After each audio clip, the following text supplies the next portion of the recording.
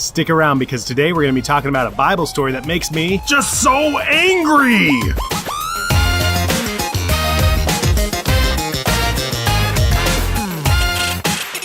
Thank you so much for joining me. I'm Josiah Douglas. I do Bible study just like this 5 days a week, so that's the kind of thing that you're into. You can go ahead and join me here every day.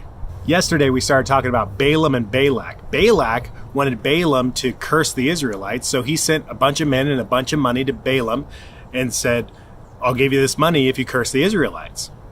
And Balaam, he said, I can't curse the Israelites unless God tells me to. So he went and he prayed, and he came back and he told the men, I'm not going to go and curse the Israelites because God won't let me. So the men went back, told Balak. Balak sent even more money and even more men and asked Balaam again, I'll give you all this money, even more than last time, if you just go and curse the Israelites. And Balaam, he said the same thing. I can't do anything that God hasn't told me to do, so I'll go and pray about it. So he's praying about it, and then here we are, Numbers chapter 22, verse 20. It says, And God came to Balaam at night and said to him, If the men have come to call you, rise, go with them, but only do what I tell you. So God told Balaam to go ahead and go with the men and just make sure to do what God tells you when you get there. And then here, a couple verses later in verse 22, it says, But God's anger was kindled because he went, and the angel... And this is what gets me so angry about this story, is that God literally just told him to go, and then he goes, and God's angry at him because he went. I mean, what's he supposed to do? He said to go, so what am I supposed to do? I'm supposed to go. I mean, why is God angry at him when he's just doing what God told him to do?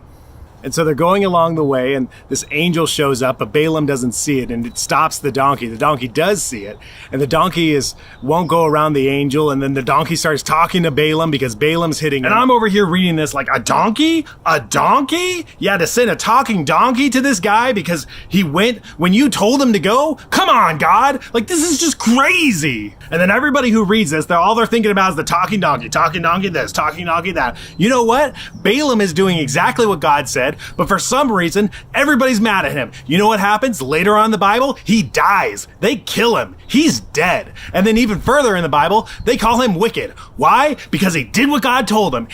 Duh! Yeah, the talking donkey, right? You've heard about the talking donkey. It's pretty funny. It's a good story. It's a good story. It's not a good story. And there's a lot we can learn from this story. Like, for example, what are you going to learn from this story? That if you do what God says, he's still going to be angry at you, and then you're going to die, and everyone's going to hate you? That's crazy. That's a horrible story. I don't really even have much of a point for this video, except for that this story's always really bothered me because God tells him to go, and then God's angry that he went. And then the whole time, Balaam just does what God says the entire time. And for some reason, later on, they call him wicked and evil. So, I don't even know. Maybe tomorrow you should come back and we'll talk about something that actually pertains to your life. Thank you so much for watching. I really do appreciate it. If you like this video, go ahead and hit the like button. Leave me a comment below about whether or not you like this story about Balaam, and maybe you have some insights that I just don't even know about. And if you haven't yet, hit subscribe and hit the bell. That way you get notifications when I do this video tomorrow. Thanks, guys. I'll see you tomorrow.